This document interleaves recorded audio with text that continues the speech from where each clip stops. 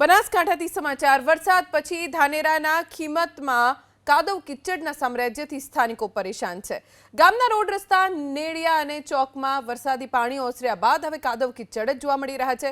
બાળકો સહિત ગ્રામજનોને મજબૂરીમાં કાદવમાંથી પસાર થવું પડે છે। હાલ તો તાત્કાલિક રોડને મોટરેબલ બનાવવા સ્થાનિકોએ માંગ કરી છે। આ વિસ્તારમાંથી રસ્તા ઉપર ચાલીને પસાર થવું પણ ખૂબ મુશ્કેલ છે। વાહનો તો કેવી રીતે પસાર કરવા? કાદવ કિચડ એટલો અહીંયા ફેલાયેલો છે કે જો ભૂલથી પણ અહીંયાથી કોઈ નાનું વાહન પસાર થાય તો એ વચ્ચે જ બંધ પડી જાય છે, કેમ કે કાદવમાં ટાયર ખૂંપી જાય છે। અમારા ખોડલાથી સમણા સુધીના રસ્તા બહુ ગારો છે। વરસાદથી અમને હેડવાની તકલીફ પડે છે, તેથી સરકારને અમારે વિનંતી છે કે રોડ બનાવી આપે। સમણમાંથી ખોડલાને જોડતો માર્ગ બિલકુલ વરસાદના કારણે કીચડ થઈ ગયું છે, જેમાં સ્કૂલે જવા બાળકોને બહુ તકલીફ પડે છે। તેના લીધે સ્કૂલના છોકરાઓને ટ્રેક્ટર દ્વારા મેળવા જવું પડે છે રોજ।